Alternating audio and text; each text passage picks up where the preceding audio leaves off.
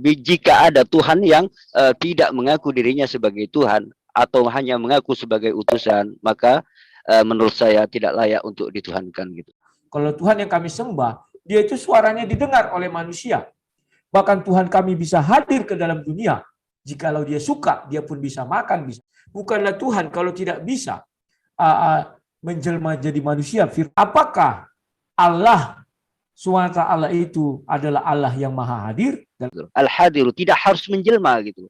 Nah, ketika Tuhan itu menjelma, nah segala sesuatu perubahan apapun, baik itu berubah dalam wujudnya, berubah dalam sifatnya, berubah dalam segala hal, berubah apapun, itu menurut saya tidak layak dijadikan Tuhan. Di mana di dalam ketertunggalannya dia ada Bapa itu sendiri, roh Bapa itu, dan juga firman Bapa itu. Yang menjadi manusia itu firman. Tidak ada kalimat berubah di sana, tetapi jadi manusia dia. Ya, gambarkan atau jelaskan bagaimana kemahahadiran Allah SWT itu di dalam diri. Nah, jika Tuhan nongkrong di dalam manusia, maka Tuhan butuh tempat, itu namanya.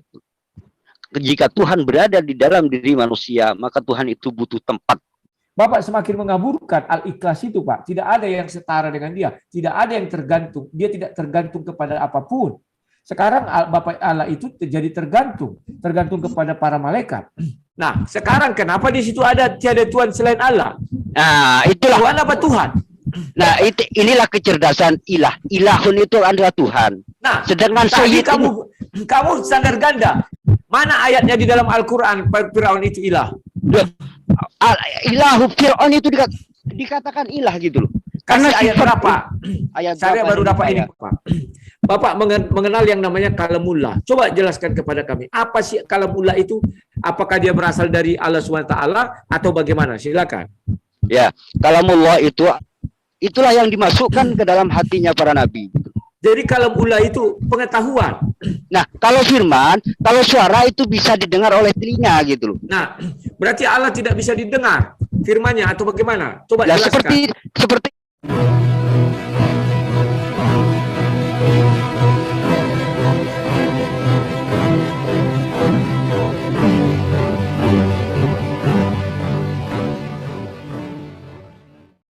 Assalamualaikum warahmatullahi wabarakatuh. Innal hamda wa syukrulillah nahmaduhu wa nasta'inu wa nastaghfiruh wa na'udzubillahi min sururi anfusina wa min sayyiati a'malina.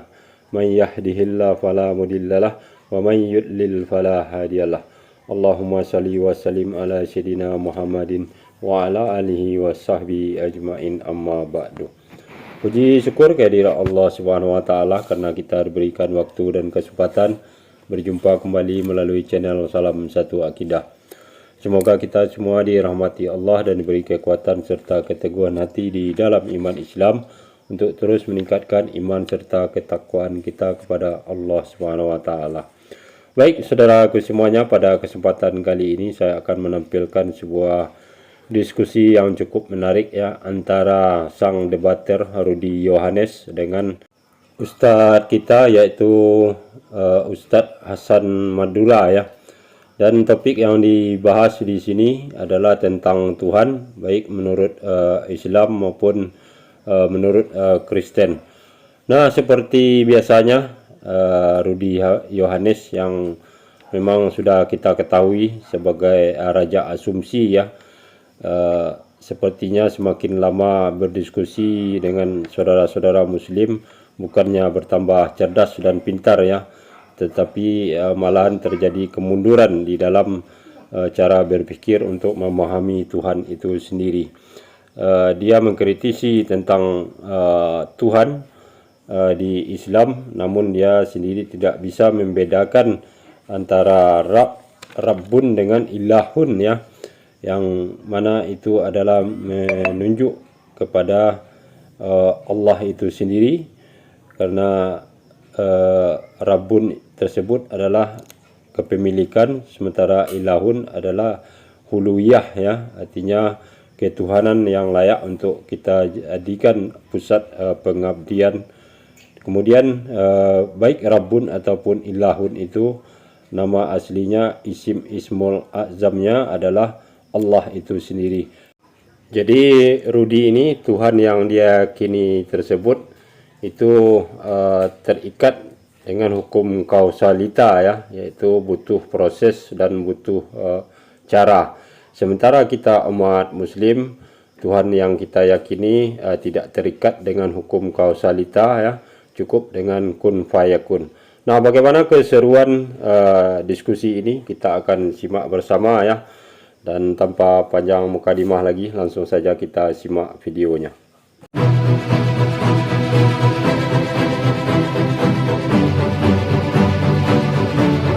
Assalamualaikum warahmatullahi wabarakatuh, Bang Hasan. Waalaikumsalam warahmatullahi wabarakatuh. Oke, yang kedua Bang Rudi Yohanes nih. Waduh, ini yang luar biasa nih, sudah malam melintang di YouTube nih. Selamat malam Bang Rudi, apa kabar Bang?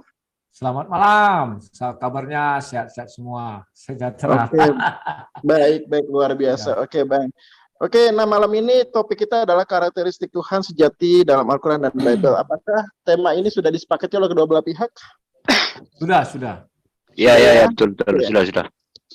Oke, baik. Untuk acara ini ya, sebagai informasi, di-live-kan di beberapa channel ya. Yang pertama adalah tentunya channel ESDN Studio ya, Erfahan Muslim Channel, Ngaji Metal Channel, Nyom Nyom Channel, Yayi Haidar Aqua Channel, Islam Bersaudara 01, dan Hasan Madura Channel. Bang Rudi juga me-live-kan nggak nih Bang?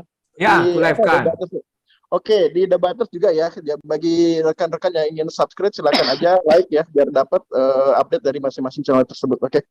Untuk diskusi ini kita bagi 5 tahap ya. Pertama adalah opening statement, dan yang kedua adalah tanya jawab dari masing-masing narasumber ya.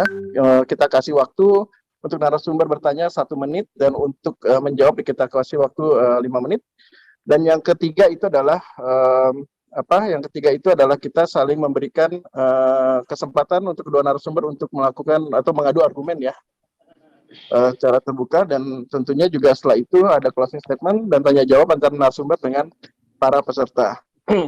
Oke, untuk acara ini, untuk kelancaran acara ini, mohon untuk semua peserta tolong diikuti tata tertibnya ya. Tolong kalau seandainya ada yang ingin bertanya atau menjawab, mungkin bisa dilakukan dengan cara sopan dan santun. Oke, untuk menyingkat waktu, kita masuk ke tahap pertama, itu adalah opening statement.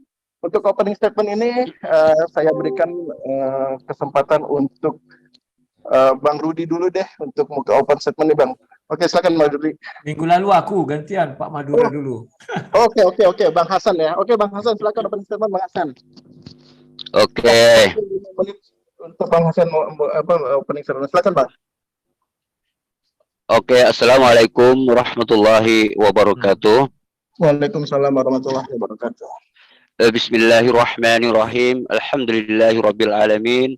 Allahumma shalli ala sayyidina Muhammadin wa ala ali sayyidina Muhammad. Rabbi shrah li sadri wa yassir li amri wahlul 'uqdatam min lisani yafqahu qawli. Tawassalna bi jahi Syekh Abdul Qadir Al-Jilani wal yatalattaf wa la yush'irunna bikum ahada.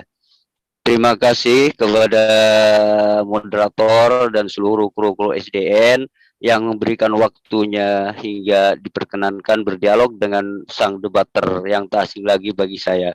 Saya kagum kepada beliau karena sudah melanglang dan terkenal menjadi YouTuber gitu loh. Saya sebenarnya tidak mewakili umat Islam secara umum. Saya hanyalah orang yang fakir pengetahuan, fakir ilmu, dan orang yang saya adalah sebagai orang yang haus akan ilmu perbandingan agama, begitu aja gitu. Oke, masih ada 3 menit Pak Hasan. Bang Hasan. Oke, siap. Mungkin singkat saja ya. Dialog malam ini judulnya adalah karakteristik. Ini berkaitan dengan tauhid. Tauhid itu sebenarnya dibagi menjadi 3. Ada huluyah, rububiyah, dan asma wa sifah. Saya lebih tertarik membahas tentang asma wa sifah. Tuhan itu sebenarnya pasti mengaku dirinya sebagai Tuhan gitu. Nah, jika ada Tuhan yang tidak mengaku dirinya sebagai Tuhan atau hanya mengaku sebagai utusan, maka menurut saya tidak layak untuk dituhankan gitu. Tuhan dalam Islam itu sangat jelas dan mudah dipahami dan diyakini sebagai yang maha tinggi, yang nyata, yang esa, yang maha abadi, pencipta, yang maha kuat dan maha tahu, maha penentu takdir. Islam menitik beratkan kepada konseptualisasi Tuhan sebagai yang maha kuasa atau disebut dengan tauhid. Tuhan itu wahid, ahad, maha pengasih, penyayang, dan bisa dikategorikan dengan Ar-Rahmanir Rahim, itu juga bagian daripada tauhid. Dalam Islam, Tuhan itu dikatakan dia tidak dicapai dengan penglihatan mata, sedangkan dia dapat melihat segala yang melihat. Dia yang maha halus dan maha mengetahui. Tuhan itu bukan hanya maha kuasa dan juga bukan hanya maha agung, tapi juga maha, yaitu Tuhan yang personal gitu. Tuhan di dalam Islam, Tuhan itu dikategorikan lebih dekat daripada urat nadi manusia itu sendiri, dan juga menjawab semua doa-doa yang kita butuhkan. Seperti yang saya katakan tadi, Tuhan pasti mengaku dirinya sebagai Tuhan. Jika ada Tuhan misalkan yang mengaku dirinya hanya sebagai utusan, maka saya katakan sekali lagi, itu tidak layak untuk dijadikan Tuhan. Karena di dalam Islam itu sangat tegas dan lugas dan bahwa Tuhan itu menyatakan dirinya sebagai Tuhan, sebagaimana di dalam Al-Qur'an, innani anallahu la ilaha illa ana fa'budni. Innani, sesungguhnya saya, anallah, saya ini Allah, la ilaha illa ana, tiada Tuhan selain saya. Fa'budni, maka sembahlah aku. Ini penjelasan yang sangat lugas dan terang, juga terbuka gitu loh. Seperti juga di dalam, kalau saya lihat di dalam Perjanjian Lama, Ulangan 32, 39, itu juga berterus terang gitu. Aku Allah yang Esa, sedangkan Yesus tidak pernah mengaku dirinya sebagai Tuhan. Apakah kita layak dijadikan Tuhan? Ini menurut saya sih kurang pas gitu loh, karena Tuhan harus mengaku dirinya sebagai Tuhan gitu. Di dalam kalau kita lihat lagi dari ajarannya yang terekam dalam Bible, Yesus tidak menurut saya sih itu tidak layak dijadikan Tuhan, karena Yesus itu punya Tuhan gitu. Punya Tuhan sebagaimana Nabi Musa gitu. Musa berkata dalam Ulangan 6 ayat 4, dengarlah hai orang Israel, Tuhan itu Allah kita, Tuhan itu Esa gitu. Yesus juga mengajarkan hal yang sama dengan apa yang Nabi Musa ajarkan gitu loh. Dalam Markus 12 ayat 29, Yesus berkata, dengarlah hai Israel, Tuhan Allah kita, Tuhan itu Esa. Nah, ketika ada kalimat kita di dalam kalimat Yesus itu sendiri, itu berarti Yesus juga punya Tuhan gitu. Dalam ayat ini, Nabi Musa dan Yesus sama-sama punya Tuhan gitu. Tetapi kenapa bisa beda ketika Kristen ketika orang Oke, sekarang terima kasih. Bang Rudi Ana, silakan Bang untuk opening statement-nya Bang, 5 menit ke depan saya berikan waktunya nih Bang. Silakan Bang Rudi. Ya, terima kasih. Sekarang kita akan berbicara karakteristik Tuhan. Kalau dari segi orang Kristen, Tuhan yang kami sembah itu sudah sangat amat teramat jelas bahwa dia adalah Tritunggal. Kami memahami konsep Tritunggal, ya. Konsep Tritunggal itu bukan ada ketika Rasul Paulus ada, tidak. Tetapi sejak Kejadian 1 ayat 1, Kejadian 1 ayat 2 dan Kejadian 1 ayat 3, bahwa di dalam diri Tuhan kami itu ada Tuhan itu sendiri, dan dia memiliki firman atau suara, dan di dalam dirinya juga dia memiliki penolong atau Roh Kudus atau roh Tuhan itu sendiri. Dan ketiganya itu menyatu di dalam satu Tuhan, ya. Maka itu diwajantakan seperti kita melihat manusia. Manusia yang kita lihat siapa? Contoh Adam yang diciptakan serupa dan segambar dengan Tuhan itu sendiri.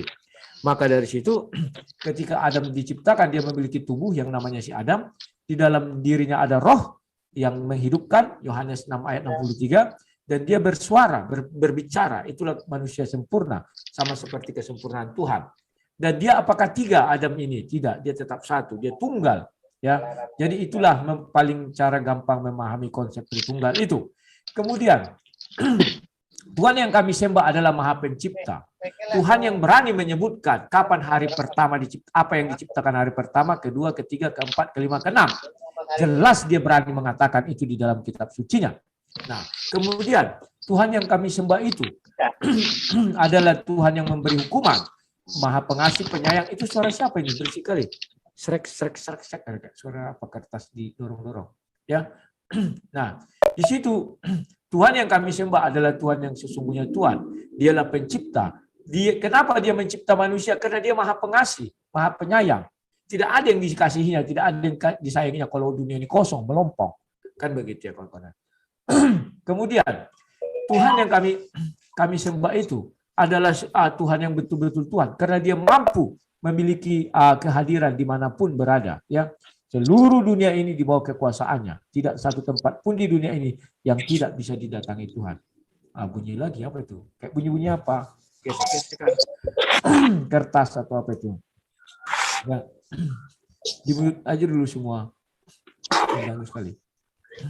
Nah, kemudian kalau seperti dibilang Bapak Hasan Madura, tadi tidaklah Tuhan kalau begini begono menurut mereka. Sama dengan kami. Kami juga tidak akan mengakui Tuhan kalau Tuhan tersebut harus disembah melalui nama seorang manusia. Itu sama kami enggak Tuhan. Sama kami juga tidak Tuhan apabila dia tidak maha hadir. Sama kami juga dia bukan Tuhan apabila dia tidak bisa berfirman dan suaranya didengar oleh manusia. Itu bukan Tuhan. Hantu pun bisa mengatakan dia Tuhan karena suaranya tidak bisa didengar. Kalau Tuhan yang kami sembah, dia itu suaranya didengar oleh manusia.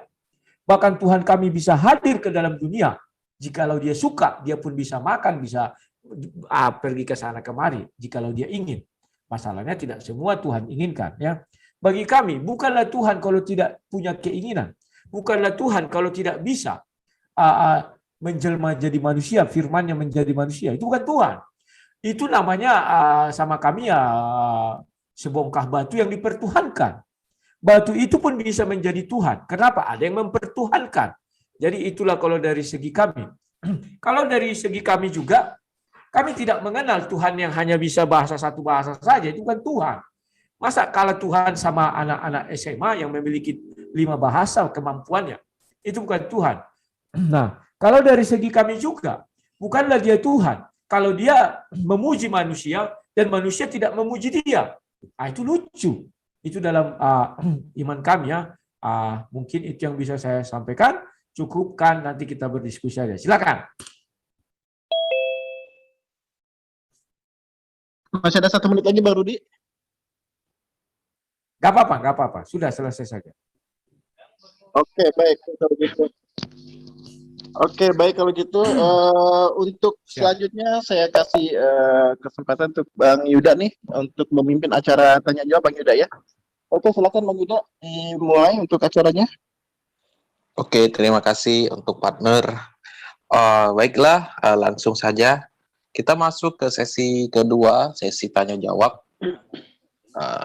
Karena tadi opening statement dimulai dari pihak Muslim dari Pak Hasan Madura, maka yang akan bertanya pertama ini adalah dari pihak Kristen, yaitu dari Bang Rudi Yohanes. Silakan Bang Rudi Yohanes untuk memulai bertanya kepada Pak Hasan Madura.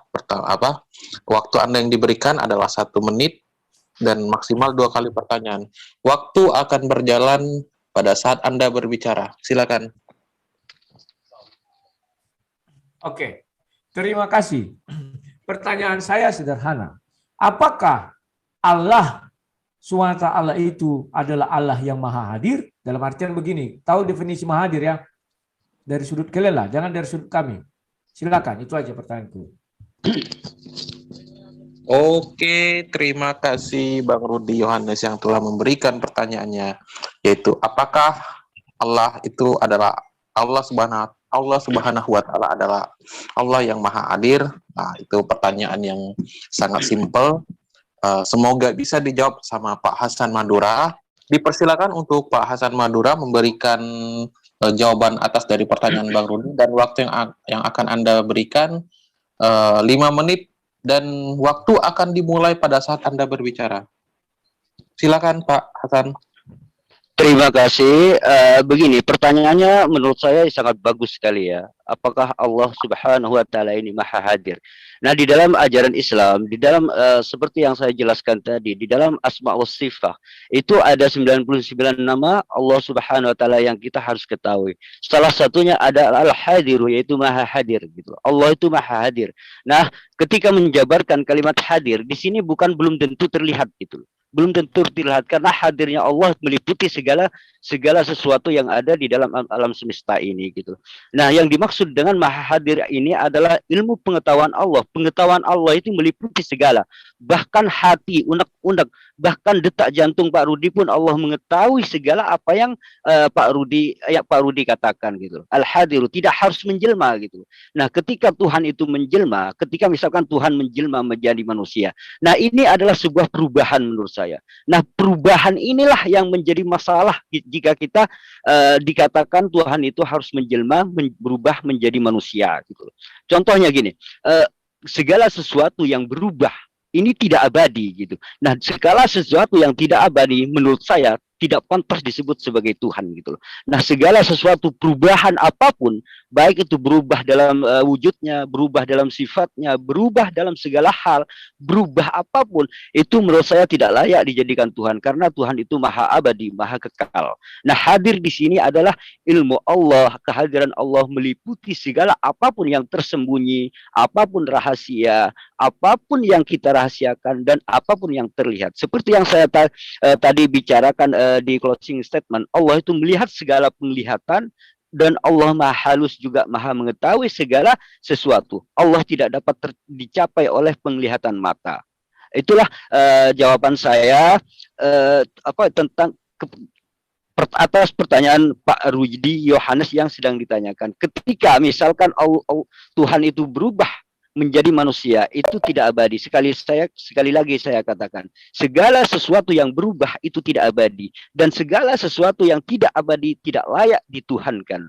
Itu jawaban saya. Terima kasih. Masih ada?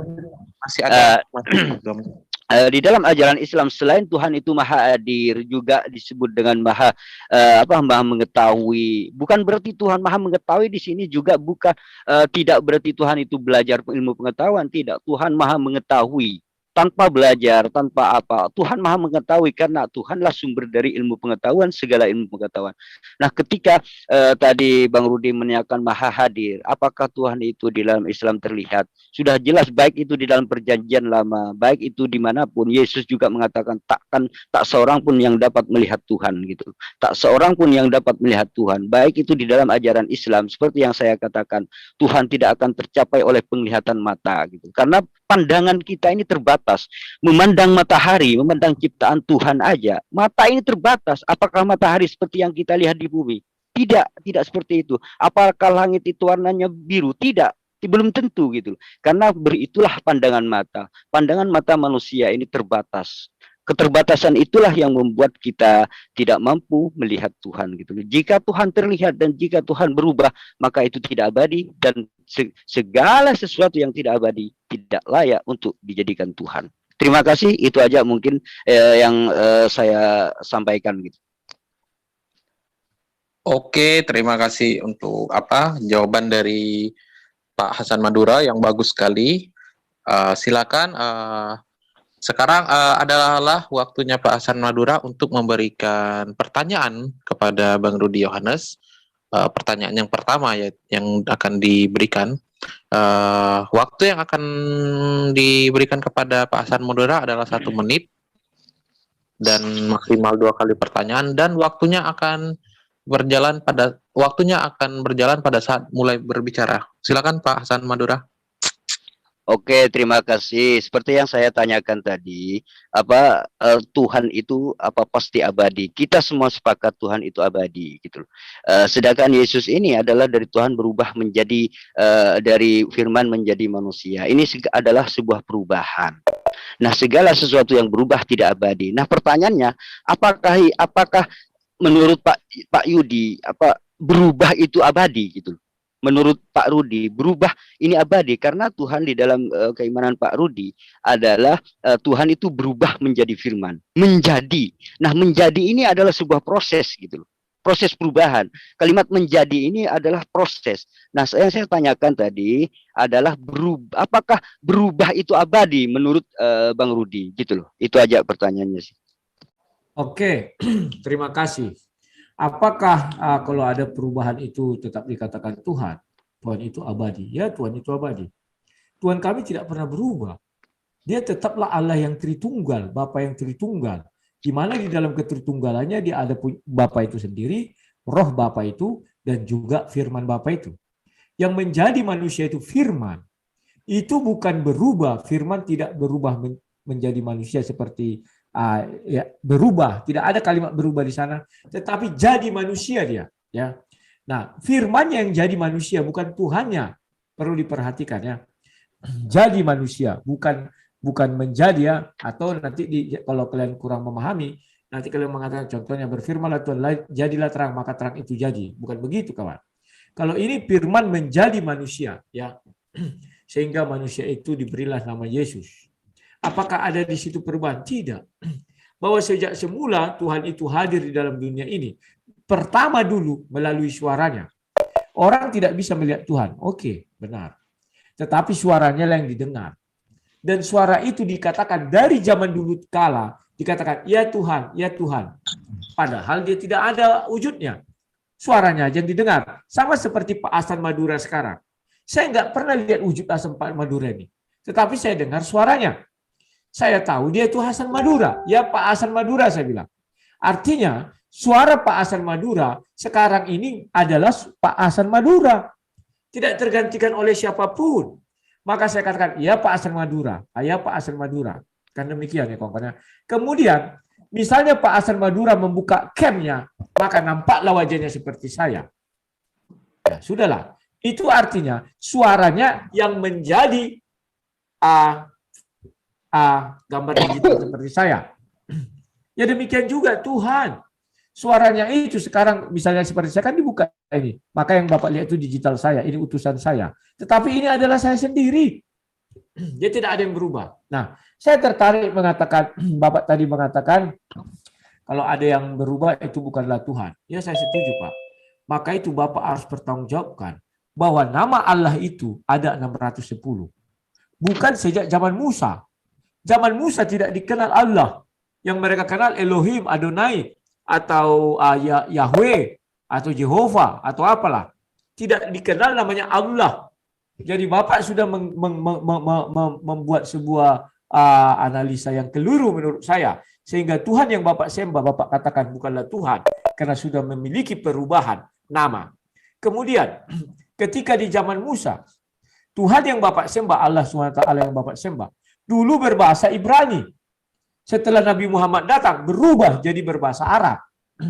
Artinya ada perubahan. Maka di situ Bapak menyangkal dia Tuhan. Bukan saya, Bapak yang menyangkal. Kalau saya tidak mengatakan itu dasarnya. Tetapi Bapak mengatakan apabila sesuatu itu tidak kekal, maka dia bukanlah Tuhan. Saya setuju dengan Bapak. Tetapi bukan saya yang menyangkal, saya hanya menyetujui saja. Bapak yang menyangkal ketuhanan Tuhan Bapak. Karena dari uraian saya sudah 2 kali berubah. Pertama nama, yang kedua bahasa. Tuhan yang dulu Bapak sembah itu mengakui dia berbicara kepada bangsa Israel. Maka digunakanlah bahasa Israel. Kemudian berubah. Ketika datang kepada orang Arab, berubah menjadi bahasa Arab. Kan sudah berubah, Pak. Nah, takutnya saya, kalau itu yang Bapak buat jadi patokan, banyak yang berubah, Pak. Contoh, Allah memerintahkan bahwa dahulu orang memiliki kiblat itu ke Baitul Maqdis. Kemudian diubah menjadi ke Ka'bah, Mekah. Itu berubah juga. Banyak yang berubah kalau kita mau mengatakan perubahan-perubahan itu. Tetapi bukan saya yang membuat kriteria itu, tetapi Bapak. Artinya Bapak ingin mengatakan kepada semua orang bahwa Tuhan yang Bapak sembah bukanlah Tuhan. Karena dia berubah-ubah. Oke, sekian dan terima kasih. Oke, terima kasih Bang Rudi. Waktunya masih ada 40 detik. Mungkin ingin ditambahkan sepatah, 2 patah kata. Tambahkan.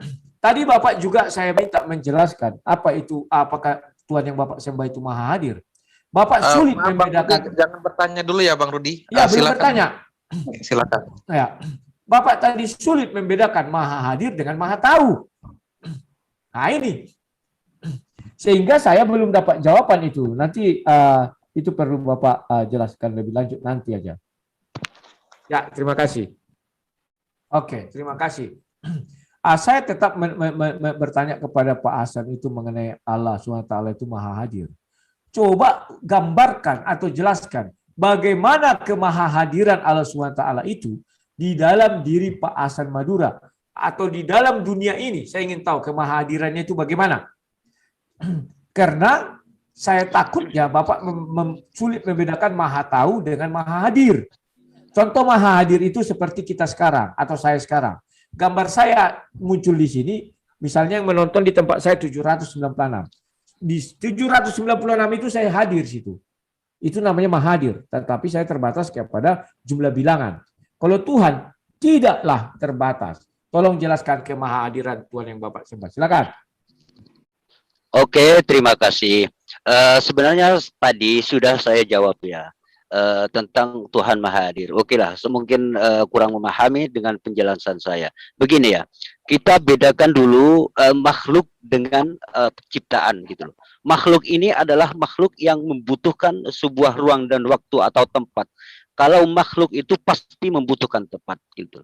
Sedangkan Tuhan itu tidak butuh tempat. Tuhan itu adalah sebelum tempat itu ada, Tuhan itu sudah ada. Karena tempat itu adalah ciptaan Tuhan. Semuanya, termasuk sorga pun. Tuhan itu tidak ada di sorga, tidak menempati di sorga. Artinya kalau Tuhan di dalam ajaran Islam itu tidak butuh pada tempat gitu. Karena sebelum tempat itu diciptakan, itu Tuhan sudah ada gitu. Karena segala tempat itu ciptaan Tuhan. Artinya Tuhan tidak butuh ruang dan waktu, tidak tempat. Nah, dengan kalimat maha hadir di sini adalah kekuasaan Allah yang menghadir kepada saya gitu.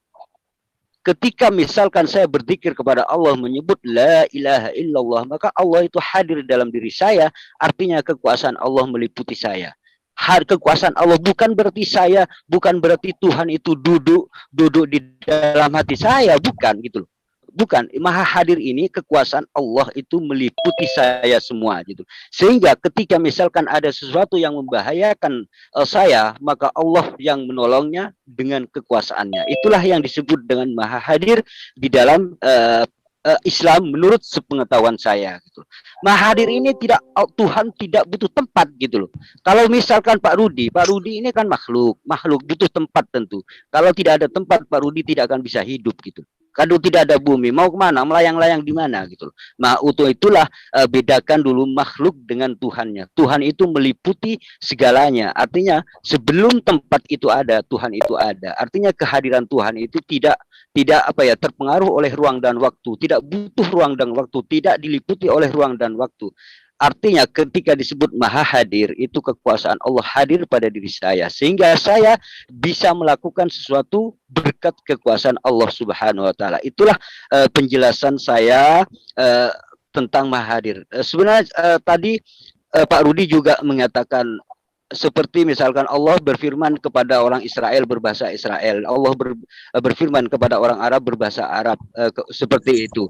Nah, begini, sebenarnya itu yang berubah itu bukan ini, yang berubah itu loh bahasanya orang, bukan Tuhannya yang berubah gitu. Nah, beda dengan Yesus. Di sini Yesus firman itu kan dikatakan Allah sendiri. Kalau orang Kristen, firman itu adalah Allah katanya. Firman itu adalah Allah sendiri. Artinya di sini Tuhannya ini yang berubah menjadi manusia, kan begitu. Tuhannya yang menjadi, karena firman adalah Tuhan itu sendiri menurut ajaran Kristen. Nah, berarti ketika firman berubah menjadi manusia, artinya Tuhan menjelma menjadi manusia atau Tuhan menjadi manusia. Ini sebuah perubahan. Awalnya bukan manusia, kemudian menjadi manusia gitu. Awalnya tidak ada daging, kemudian menjadi daging. Awalnya ini semua adalah selain butuh tempat. Tuhan Anda, Pak Rudi, selain butuh tempat juga berubah gitu. Baik dalam sifat, baik dalam pandangan, baik dalam penglihatan, semuanya berubah.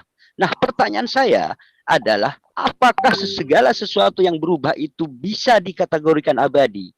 Karena apa? Karena dalam pandangan saya adalah sesuatu yang berubah tidak layak disebut sebagai Tuhan gitu. Karena Tuhan itu menurut ajaran Islam, Tuhan itu abadi kekal, tidak akan berubah baik wujud maupun sifatnya gitu. Tidak akan ada yang berubah bagi Tuhan. Ketika Anda mengatakan orang Israel berbahasa Israel, ibarat gini ya. Ketika saya orang Indonesia mengatakan Tuhan yang Maha Agung, ini kan bahasa Indonesia. Apakah Tuhannya berubah? Tidak. Saya memanggilnya cuma dengan berbahasa Indonesia gitu. Tuhan yang Maha Agung, Tuhannya tetap abadi, tidak berubah, juga tidak ada perubahan sama sekali. Cuman saya memanggil dengan versi bahasa lain gitu loh. Ini tidak berubah gitu loh. Jadi saya cuma memanggil dengan bahasa yang saya kuasai, yaitu bahasa Indonesia gitu loh. Tuhannya tidak berubah gitu loh. Nah, itulah penjelasan yang disebut dengan maha hadir di sini adalah kekuasaan Allah hadir pada diri saya. Bukan berarti Tuhan itu harus nongkrong di dalam manusia, tidak. Karena jika Tuhan nongkrong di dalam manusia, maka Tuhan butuh tempat, itu namanya. Jika Tuhan berada di dalam diri manusia, maka Tuhan itu butuh tempat, butuh ruang dan juga butuh waktu. Maka itu tidak layak dianggap sebagai Tuhan, gitu loh. Itu yang bisa saya sampaikan aja gitu loh. Karena tadi Pak Rudi tidak menjawab apakah sebuah perubahan itu harus dianggap sebagai Tuhan. Mungkin saya beralih ke pertanyaan lain aja. Begini, Tuhan itu pasti mengaku dirinya sebagai Tuhan, sementara Yesus tidak pernah mengaku dirinya sebagai Tuhan, gitu loh. Nah, seperti yang di dalam ajaran Islam, Innani anallah, ini tegas mengaku dirinya sebagai Tuhan. Nah, pertanyaannya, kenapa Pak Rudi berani menuhankan Yesus sementara Yesus tidak pernah mengajarkan dirinya sebagai Tuhan gitu. Menurut saya, sesuatu yang tidak pernah mengajarkan dirinya sebagai Tuhan tidak layak dijadikan Tuhan. Gitu loh. Orang yang mengaku dirinya sebagai Tuhan harus kita seleksi gitu. Harus kita pelajari gitu. Apakah benar-benar Tuhan atau bukan gitu. Nah, sementara Yesus tidak pernah mengaku dirinya sebagai Tuhan, kenapa Anda Tuhan kan gitu.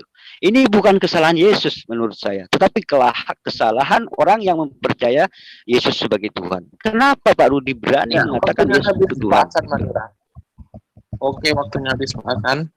Oke, terima kasih. Kalau dikatakan mana Yesus mengaku Tuhan, Yesus sebenarnya banyak mengaku Tuhan ya. Di Yohanes 13 ayat 13, Yohanes 10 ayat 30, di Wahyu juga dikatakan demikian. Ya. Tetapi kalau dikatakan mana Yesus mengatakan Tuhan dan minta disembah, maka Matius 4 mengajarkan kepada kami, sungguh-sungguh teramat jelas, hanya iblislah setelah Yesus datang, hanya iblislah yang minta disembah. Jadi kalau ada Tuhan setelah Yesus datang minta disembah, itu iblis. Itu menurut ajaran kami. Makanya itulah sebabnya Yesus tidak pernah mengatakan, aku adalah Tuhan, sembahlah aku. Tidak ada. Tetapi kalau Yesus mengatakan dia Tuhan, banyak. Sudah saya sebutkan. Bahkan murid-muridnya pun mengatakan dia Tuhan ada. Thomas, Yohanes 20 ayat 28. Itu jelas. Ya. Jadi kalau dikatakan, mana pengakuan Yesus adalah Tuhan dan sembahlah aku. Hanya iblis di Matius 4. Iblis mengatakan, sembahlah aku, kuberikan dunia ini sama kau, katanya. Hanya iblislah yang minta disembah setelah Yesus datang.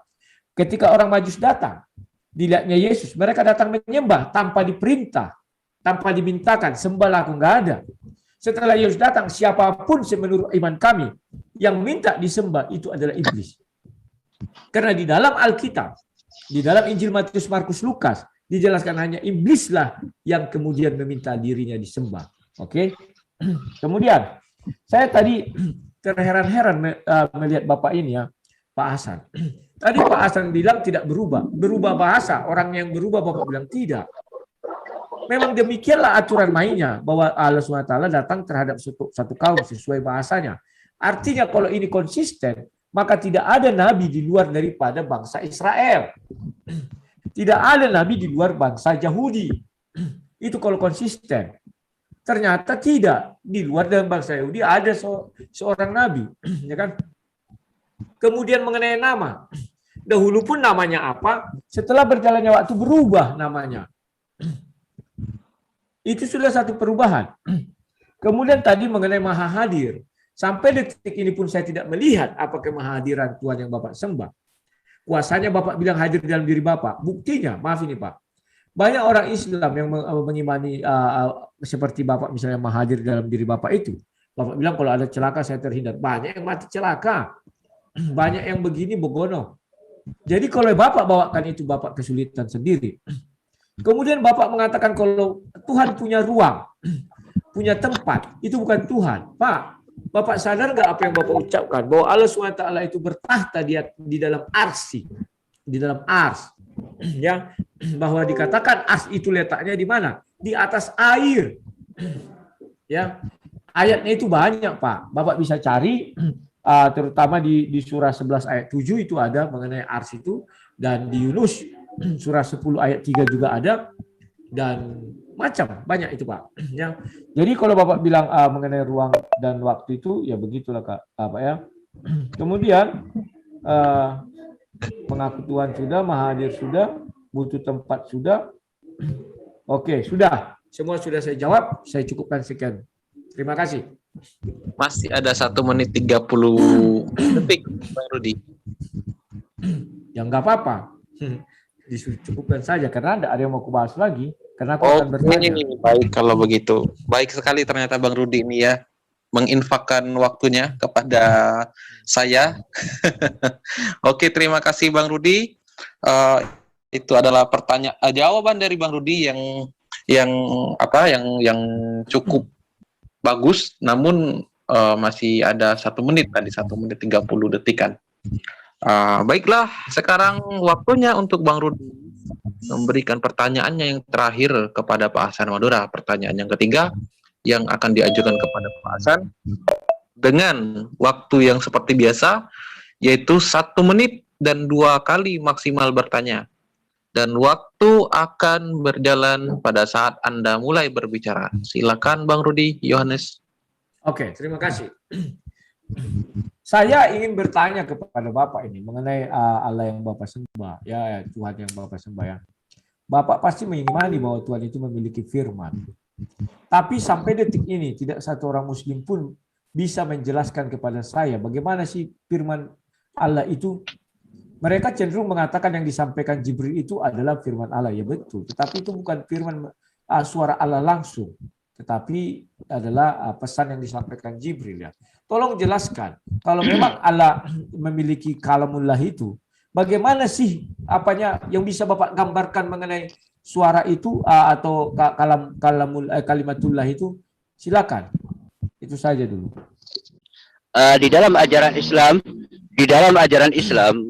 itu adalah Allah berfirman dan penyampai firman itu adalah malaikat Jibril. Sebenarnya ini sudah tertera juga di dalam ketika ada Gabriel, malaikat atau Roh Kudus di dalam ajaran umat-umat ajaran Pak Rudi, ini sebenarnya sudah menuju kepada malaikat Jibril gitu loh. Cuman karena Pak Rudi ini tidak tahu, tidak ada ajaran di dalam kekristenan tentang siapa itu Ruhul Kudus, maka dia itu kebingungan, dia dikira malaikat ini adalah Tuhan juga. Ketika di awang-awang Ruhul Kudus di awang-awang dan menyampaikan sesuatu kepada Yesus, ini bukti bahwa Ruhul Kudus ini sedang menyampaikan sesuatu kepada Yesus gitu.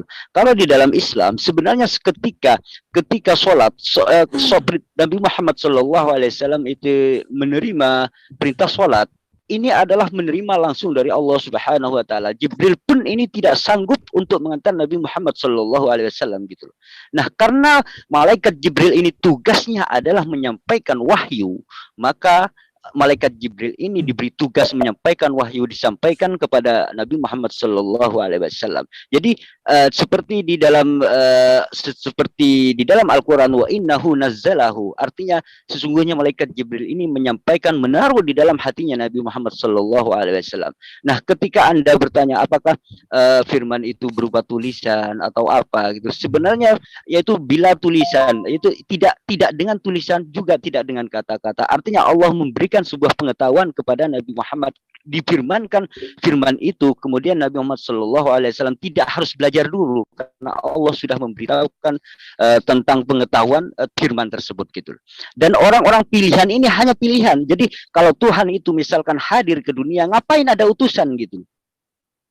Misalkan Tuhan itu moro-moro keliling seluruh Israel, keliling-keliling ke barat ke timur, ngapain ada utusan gitu loh. Nah, ini sebenarnya sudah menjawab, sebenarnya ada tergambar di dalam kitab di dalam Islam itu sendiri.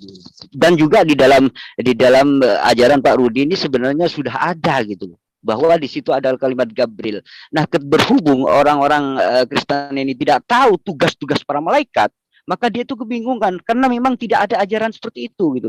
Kalau di dalam ajaran Islam itu sudah lengkap bahwa malaikat ini tugasnya ini, malaikat ini tugasnya ini. Itu semua Allah yang berkuasa memerintahkan semua malaikat gitu. Sehingga umat Islam ini diberitahu oleh Nabi Muhammad SAW tentang tugas-tugas para malaikat tersebut, termasuk malaikat yang mencabut nyawa, malaikat yang berada di dalam di manusia, malaikat yang mendampingi manusia, malaikat yang menyampaikan wahyu, semua itu ada tertera di dalam ajaran Islam gitu loh.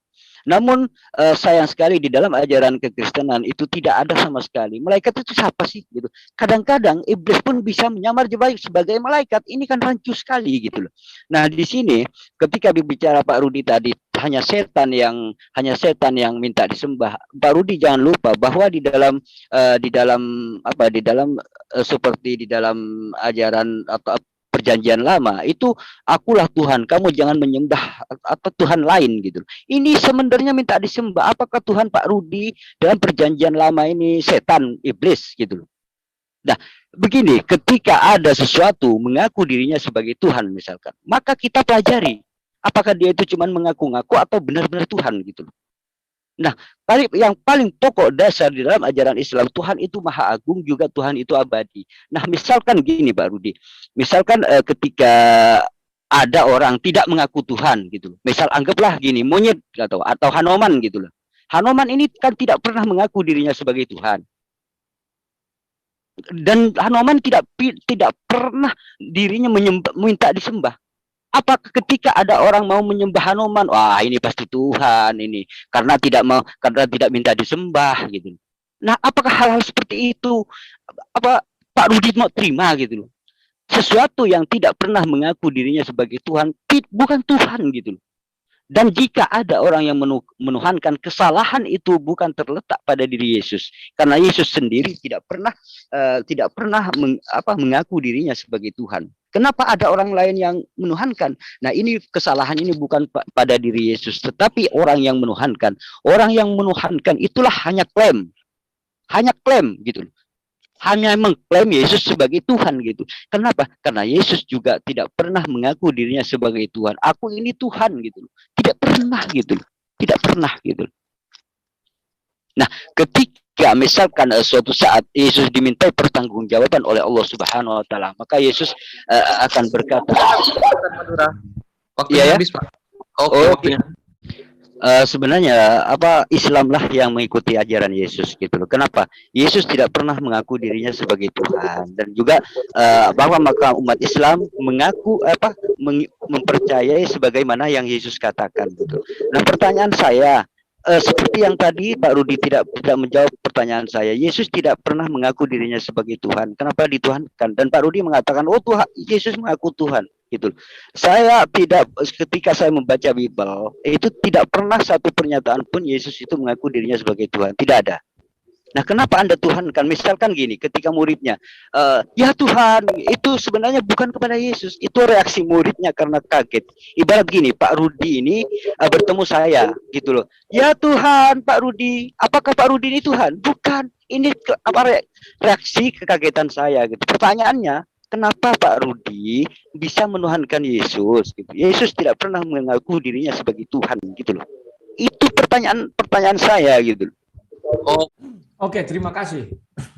Kalau ditanya, kenapa saya menuhankan Yesus, padahal Yesus tidak ada mengaku dirinya adalah Tuhan? Siapa bilang? Saya sudah jelaskan. Yohanes 10 ayat 30, aku dan Bapa adalah satu. Kemudian orang Yahudi melempari Yesus. Dan Yohanes 10 ayat 33-34 mereka mengatakan, bukan karena perbuatan baik kami melempari engkau, tetapi karena engkau menyetarakan diri dengan Bapa, dengan Tuhan, dengan Allah. Ya, artinya di situ Yesus mengaku, akulah Allah itu setara. Sudah. Yohanes 13 ayat 13. Kamu mengatakan, katamu benar bahwa aku adalah guru dan Tuhan. Kemudian ketika Thomas mengatakan, ya Tuhan, Theos, Yohanes 20 ayat 28. Yesus tidak membantah itu. Aku bukan Tuhan, Thomas. Jangan kau panggil aku Tuhan. Ada itu. Yesus mengiyakan memang dia adalah Tuhan. Kalau ditanya lagi kepada saya, kenapa kamu menuhankan Yesus? Karena itu perintah daripada Alkitab, ya kan? Maka dikatakan di sana apa? Yohanes 1 ayat 1. Pada mulanya ada firman, firman bersama-sama dengan Bapa, maka firman itu adalah Bapa itu sendiri. Kemudian Yohanes 1 ayat 3. Segala sesuatu diciptakan dia, maka kita merujuk kepada kejadian 1. Itu proses penciptaan. Siapa yang menciptakan? Kan Bapa. Segala sesuatu dijadikan oleh dia. Siapakah dia ini? Itulah firman Bapa atau Bapa itu sendiri yang berbicara, ya. Kemudian kalau mengenai yang kutanya tadi kepada Bapak mengenai kalamullah, Bapak tidak mengerti apa itu suara Tuhan atau firman Tuhan. Bapak mengatakan bahwa itu malaikat sudah ada diutus gini-gini. Pak, maaf Pak. Bapak semakin mengaburkan al-ikhlas itu Pak. Tidak ada yang setara dengan dia. Tidak ada yang tergantung. Dia tidak tergantung kepada apapun. Sekarang Bapak Allah itu jadi tergantung kepada para malaikat. Bahwa Bapak Allah itu tidak bisa menyampaikan firman-Nya langsung. Padahal dia seorang Tuhan. Padahal dia adalah Allah yang Maha Kuasa. Berbicara saja bisa. Apa susahnya? Kok harus melalui syanu tergantung. Kemudian mengenai Roh Kudus. Di dalam ajaran kami mengenal Roh Kudus, Pak. Gabriel bukan Roh Kudus. Itu bedanya di dalam ajaran Kristen. Di dalam ajaran Islam, Jibril itu Roh Kudus. Saya tidak bisa mengganggu-gugat. Tetapi di dalam ajaran Kristen, Gabriel itu bukan Roh Kudus, tetapi malaikat. Kalau Roh Kudus itu adalah Roh Bapa yang diutus ke dalam diri manusia. Jangan katakan ketika zaman Yesus atau Paulus itu tidak. Zaman Mazmur 55 ayat 11 sudah dikatakan bahwa Raja meminta agar tidak keluar Roh Kudus yang di dalam dirinya. Jadi Roh Kudus itu ada di dalam diri kami, Pak. Jadi kalau kami mengatakan bahwa Tuhan yang kami sembah Maha Hadir, memang Maha Hadir.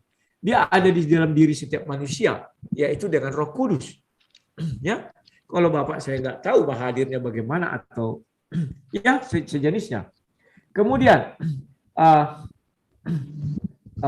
perjanjian lama, saya kan sudah katakan Pak, setelah Yesus datang, di zaman perjanjian lama saya tidak pernah memungkiri bahwa Tuhan mengatakan dia adalah Tuhan yang wajib disembah, pantas disembah. Tetapi setelah Yesus datang, itu tidak ada lagi. Yang minta disembah hanya satu di dalam Bible itu, itulah iblis. Kemudian Yesus mengatakan hanya Allah saja yang wajib, Tuhan yang Bapa yang di surga yang harus disembah. Ya, itulah sebabnya saya katakan tolong kalimat saya diingat. Tidak pernah ini lagi. Nah, itu semua sudah saya uraikan Pak ya. Jadi kalau ada apa nanti kita apa aja habis ini kan ada lagi Beatle kalau nggak salah ya. Nah ini sudah semuanya. Kemudian masih ada waktu 1 menit ya. Saya ingin mengatakan bahwa Tuhan yang kami sembah itu adalah Tuhan yang sesungguhnya Tuhan. Dia mampu berfirman, dia mampu menunjukkan dirinya dari anakku. Dia mampu hadir dimanapun, suka-suka dia. Firman-Nya menjadi manusia bisa. Ya, itu suka-suka Tuhan kami, Pak. Adalah satu kekeliruan jika Tuhan kami tidak bisa kemana-mana. Dia hanya duduk di singgasananya, itu bukan Tuhan.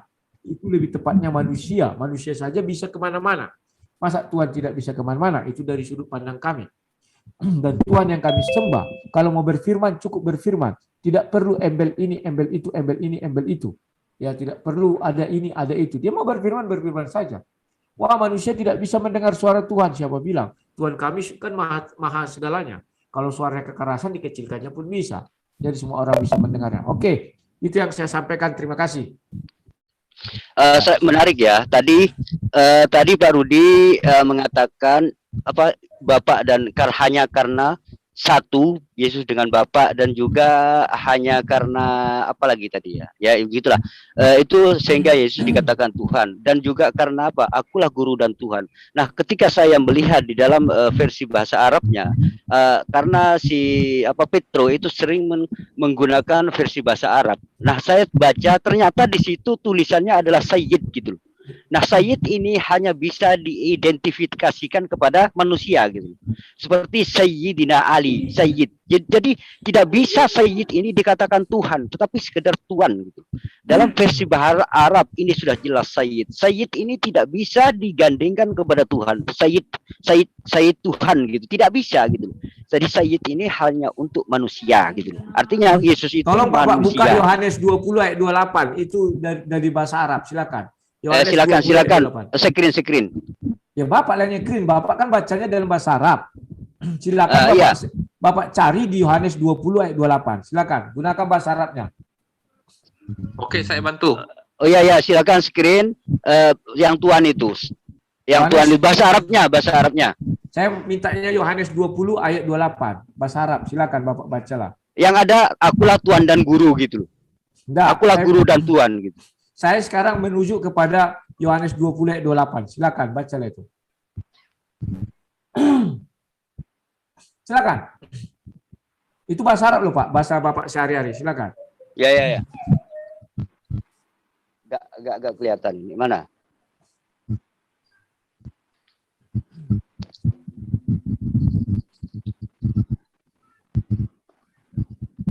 Itu di layar sudah ada Pak.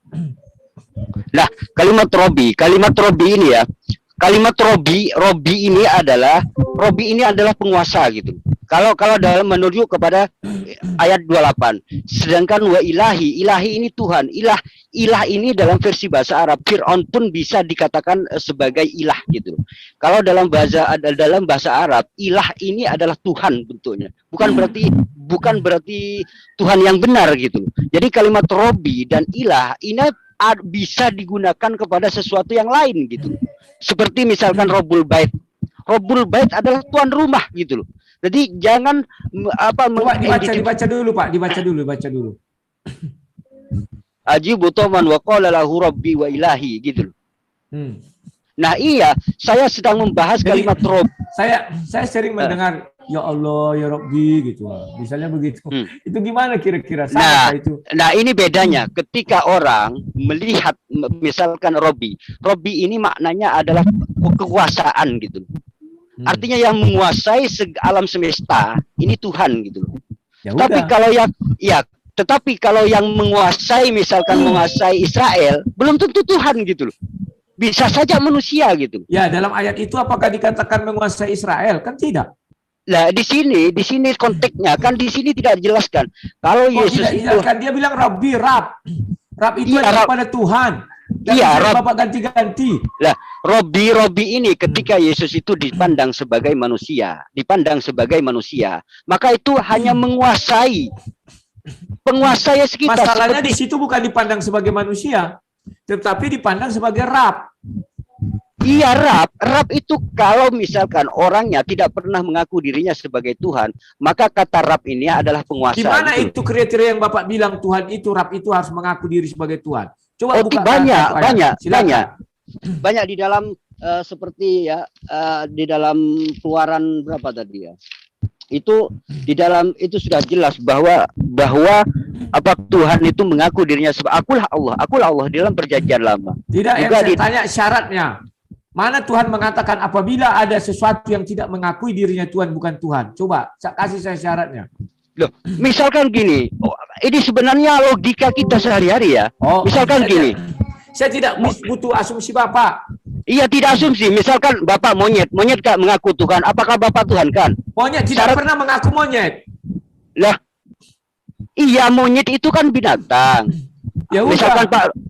Pak Rudi ini tidak pernah mengaku dirinya sebagai Tuhan. Asumsi Bapak nggak tepat. Monyet tidak pernah mengaku monyet. Pak Rudi gak pernah mengaku dirinya sebagai Tuhan. Apakah ketika ada orang mengaku Pak Rudi ini sebagai Tuhan, apakah itu dibenarkan? Makanya sudah saya katakan sama Bapak, mana syaratnya? Petik dari kitab suci Bapak. Apabila ada sesuatu yang tidak mengaku Tuhan, maka dia tidak pantas dikatakan Tuhan. Silakan. Di dalam ajaran Islam itu sudah jelas, innani anallah. Sesungguhnya saya ini Allah, ini pengakuan jelas bahwa Allah itu mengaku. Itu kan pengakuan Tuhan. Tetapi tidak ada Tuhan mengatakan apabila ada yang mengaku Tuhan, tidak mengatakan dia Tuhan. Dia bukan Tuhan. Ada itu. Disinilah butuh kecerdasan gitu loh. Disinilah butuh kecerdasan. Orang cerdas akan tahu. Cerdas dari mana? Ya, gini, dengerin. Yesus mengatakan benar, katamu aku guru dan Tuhan. Terus apa salah? Itu ayat berapa itu? Aku guru dan Tuhan itu. Ya itu tadi Yohanes 13 ayat 13. Terserah Bapak tidak mau. Terserah Coba Bapak tolong tidak buka. mau mengakuinya, itu bukan urusan saya. Admin, tolong buka Yohanes 13 ayat 13. Dia menyebut Silakan. ayat 13 versi bahasa Arabnya. Tolong buka itu. Kalau versi bahasa Arab, maka sudah saya arahkan Bapak kepada tadi. Lah, iya, Yohanes 20 ayat 28. Karena Bapak tadi menyebut Yohanes Yohanes 13. 20 ayat 28 jelas dikatakan Rab, tidak bisa Bapak ubah-ubah. Lah, enggak, ini Anda mengatakan Yohanes 13 ayat Saya tidak 13. tanya Tolong itu. versi bahasa Arabnya tolong Saya tanya tunjukkan. Rab, Eh, Rabbi. Rabbi. Tolong tunjukkan Rab. Yohanes 13 ayat 13. Ya, silakan. Mana? Akulah guru dan Tuhan gitu loh. Akulah guru dan Tuhan itu dalam versi bahasa Arabnya mana?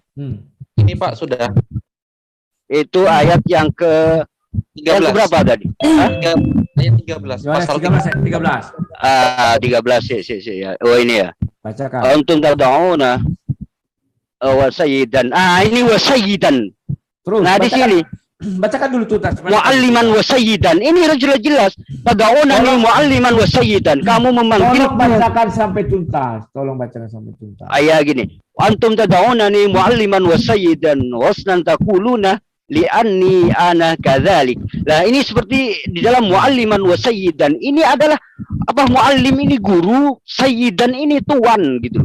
Ya. Wa sayyid. Sayyid ini tidak bisa diidentikan menjadi Tuhan, tidak. Karena sayyid ini hanya khusus untuk manusia gitu. Gak ada seperti misalkan sayyid Tuhan gitu, tidak ada. Tapi sayyid ini adalah tuan gitu. Seperti di dalam kebiasaan orang Arab, sayyid itu adalah Sayyidina Ali. Tidak bisa Sayyidina Ali ini dikatakan Tuhan. Coba bukan di Al-Quran, tiada Tuhan selain Allah. Aku mau lihat bahasa Arabnya. Tiada Tuhan selain Allah. Coba buka. La ilaha illallah, kalimat la ilaha illallah. Yang Anda tiada Tuhan selain Allah. Coba. iya, tiada Tuhan. Apa yang Anda tanyakan La dari ilah, kalimat itu? ilallah kan? Iya, la ilaha illallah. Ya terus Nah. tanyakan. Dulu kalian mengatakan Tuhan itu nggak ada. Dulu asalnya dari Tuhan. Terus. Nah, sekarang kenapa di situ ada tiada Tuhan selain Allah?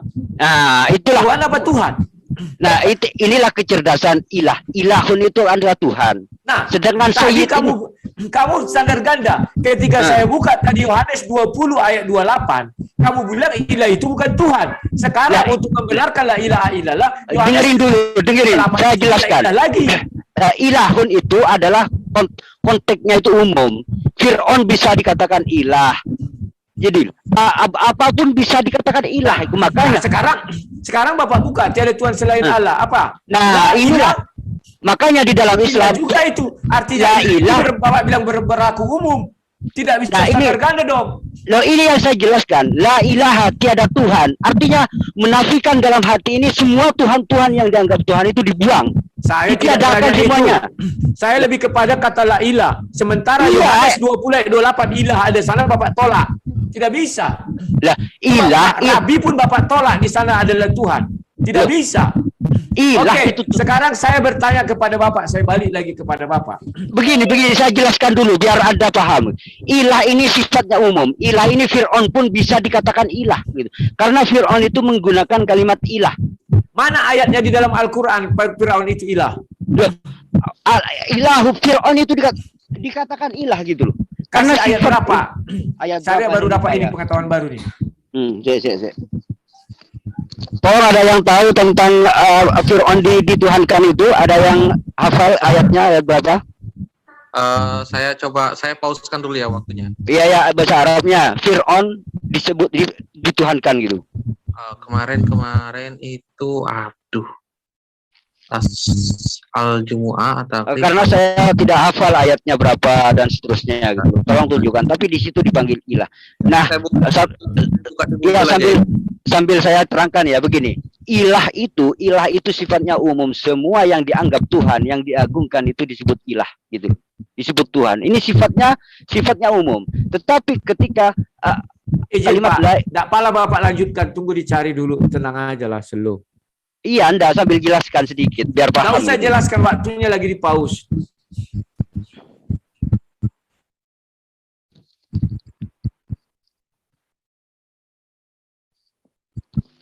Makanya di dalam Islam tiada Tuhan selain Allah. Jadi Tuhan itu hanya Allah gitu loh. Nggak usah dijelaskan, nanti aja. Menafikan semua Tuhan-Tuhan yang lain dan memasukkan kalimat Allah dalam hatinya, gitu loh. An-Nazi'at ayat 24 ya. Nah, Saya kan karena gak hafal di situ ayat berapa, tetapi ketika berbicara apa Tuhan Fir'aun itu dituhankan gitu menggunakan kalimat ilah kayaknya dulu. Faqala ana rabbukumul a'la. Terus lagi Allah menghukumnya dengan azab yang berkaitan dengan Fir'aun. Fir'aun disebut Allah, disebut apa ilah Tuhan gitu. Di surah berapa itu? surat 79 Ayat 24. 24. Oke. Ya, terus Silakan Pak Hasan. Ya. Mana itu ayatnya? Nggak di kelihatan. layar itu. Oh, bukan yang ini. Fakhodana kalal akhirah.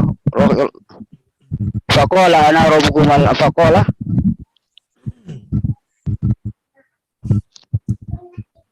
Yang mana Pak kalau boleh? Saya baca ya dari ayat mana? Lupa saya nulis. Di situ ilahun itu adalah kalimat umum. Jadi siapapun bisa disebut ilah gitu. Artinya seperti orang-orang patung-patung di dalam Ka'bah itu juga dikatakan ilah gitu. Kalau Rabbukum ini penguasa ini. Ya. Oke, Bapak sudah memakan waktu 10 menit. Saya lagi bertanya gimana? Ya silakan sambil tanya karena saya gak hafal ayatnya tentang itu, tapi saya bisa menjelaskan gitu. Ayat berapa dan berapa ini Ya. saya tidak hafal. Hidupkan lagi apanya waktunya timernya. Halo, admin timer. Lanjut. Ya, saya mau bertanya kepada Bapak. Bapak mengenal yang namanya kalamullah. Coba jelaskan kepada kami. Apa sih kalamullah itu? Apakah dia berasal dari Allah SWT atau bagaimana? Silakan. Ya, kalamullah itu adalah firman Allah gitu. Kalamullah itu firman Allah. Kemudian firman Allah ini semua para utusan Allah ini adalah yang saya menerima tanya, firman apakah dia berasal dari Allah langsung atau bagaimana? Berupa tulisan kah atau berupa suara kah atau berupa apa? Silakan. Allah itu firman tanpa dengan tulisan, tidak dengan tulisan juga tidak dengan suara gitu. Jadi dengan Artinya apa? Seperti pengetahuan gitu loh. Itulah yang dimasukkan ke dalam hatinya para nabi. Gitu. Jadi kalamullah itu pengetahuan. Nah, kalau firman, kalau suara itu bisa didengar oleh telinga gitu loh. Nah, berarti Allah tidak bisa didengar firman-Nya atau bagaimana? Coba Nah, jelaskan. seperti Yesus mengatakan kamu tidak pernah Saya tidak melihat tanya Bapa. Yesus, saya tidak tanya Yesus. Iya, itu Yang saya perbandingan. tanya, Suaranya ayat pun itu- tidak kamu dengar gitu loh. Saya tidak Nah, tanya ini- itu. Iya, saya menjelaskan tentang kalam, tentang firman. Ya, Itu bagaimana sebenarnya sinkron dengan ucapan Yesus. Kamu tidak pernah melihat Bapa, suaranya pun tidak pernah kamu dengar gitu. Yesus mengatakan itu ketika orang-orang di zaman Yesus. Memang Bapa tidak ada lagi berfirman di situ karena ucapan Yesus semuanya adalah firman. Loh, katanya Yesus Tuhan, Loh, Yesus satu itu, dengan Bapa. Yesus itu firman Allah yang menjadi manusia. Iya, Kalau- katanya satu. Katanya mengenai- satu dengan Bapa. Sebentar, mengenai ketuhanan Yesus bukan begitu penjabarannya. Aku dan Lah, Bapa adalah kalau Yesus sebentar, satu Pak, dengan sebentar. Bapa, Gantian. berarti Yesus kan Bapa juga dong. saya cerita, saya jawab sama Bapak, dengar dulu. Sekarang Bapak yang saya tidak lihat wajah Bapak loh. Yang saya dengar Ya. suara Bapak. Ya. Dan itu adalah Bapak. Iya kan begitu kan? Ya. Ya sudah, begitu. Ya kalau misalkan gini, sekarang sebentar. Hasan satu dengan Rudi Yohanes. Gitu loh. Terus Anda mengatakan kamu tidak akan melihat Hasan, itu gimana Bukan penjabaran Anda? begitu. Contoh, sang debaters berkata, aku dan Rudi Yohanes adalah satu. Memang satu kan? Iya, ketika Anda berkata kepada orang lain, kamu tidak akan melihat Rudi Yohanes, berarti Anda kan bohong. Contoh, saya bukan bohong. Misalnya saya Berarti kan hadir- bohong Anda ini di sini. Tidak. Contoh, sebentar. Pakai topengnya, pakai. Sebentar. Ketika Batman-nya pakai itu pakai. Sebentar. Batman-nya doang. Sebentar. Ya. Contoh, ketika saya hadir pertama sekali di hadapan kalian seperti ini, kalian tidak tahu wajah asli saya. Maka saya katakan kepada kalian tidak pernah melihat si Rudi Yohanes. Memang nggak pernah. Karena saya bertampilannya begini. Iya, karena Sekarang Loh. jelaskan dulu. Oh, ini bagus. Ini aja. Oh ini. Saya mau yang ini deh, berapa? Jelaskan dulu kalamullah. Kalamullah itu apa? Kami ingin tahu. Atau firman Tuhan itu bagaimana? Silakan. Iya, saya jelaskan jangan sinkron dengan ucapan Yesus gitu loh. Makanya Saya nggak tanya dengerin. Yesus, saya nggak tanya Yesus. Loh, ini biar Anda paham juga gitu loh. Nggak bisa. Loh, kok nggak bisa? Saya ingin mengenal Tuhan yang Bapak sembah. Loh, kenapa Anda menolak ketika saya jelaskan, Anda menolak penjelasan saya? Ada apa gitu loh? Karena Yesus mengatakan konteksnya itu bahwa orang tidak pernah melihat Bapa di sorga. Karena waktu itu Yesus sudah di bumi. Loh, nah itulah katanya satu. Ya memang satu, makanya suara Yesus yang mereka dengar. Berarti berbohong dong, kan satu. Tidak berbohong. Kok kan satu? Contoh, sebentar. Yang di depan Bapak adalah sang debaters. Iya, saya melihat. Nah, Bapak melihat siapa ini sekarang? Sang debaters kan? Nah, Ini Rudi Berarti- Yohanes. berarti Yesus juga bertopeng dong kalau gitu. Lah, inilah saya sudah berbicara sama orang yang salah. Saya buat perumpamaan. Sekarang Tidak. saya tanya, kalamullah itu berasal dari diri Allah atau tidak? Iya, makanya saya jelaskan kalau Ya, tolong dijawab, kalamullah itu berasal dari diri Allah apa tidak? makanya dengerin saya jelasin. Jelaskan sesuai Al-Quran, kasih ayat. Iya, saya juga karena ini perbandingan agama, maka saya juga akan Saya mengutip tidak sesuai tanya dengan itu, ucapan saya Yesus. ingin tahu dari Al-Quran, tolong kasih ayat. Kalamullah itu berasal dari Allah atau tidak? Silakan. Kalamullah itu berasal dari Allah Kasih Subhanahu wa ayat. taala. Kasih Ya. ayat. Ya, semuanya itu kalamullah di dalam Al-Qur'an itu.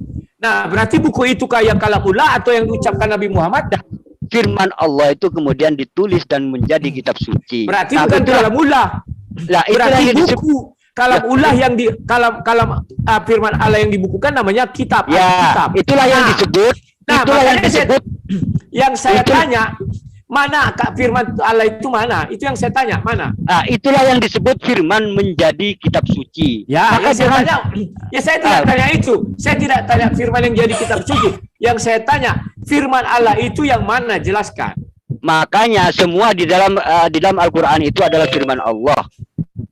Ditulis, maka disebut firman menjadi kitab sunyi. Jangan mengira kitab suci itu Tuhan lo ya, karena firman menjadi kitab suci. Berarti Allah Bapak tidak punya suara, tidak punya apa yang disampaikan. Jadi apa yang disampaikan Lah, kepada sudah saya katakan, Yesus pun mengatakan kamu Saya tidak tidak melihat, tanya Yesus, suaranya saya- pun tidak didengar gitu. saya tidak tanya mendengar. Yesus karena konteksnya berbeda. Nah, itu konteksnya berarti berbeda. ajaran Ya. Yesus itu sama Tidak. dengan ajaran Islam gitu loh. Berarti Allah tidak bersuara. Allah tidak punya firman. Lah, itu firman. Yang mana firman?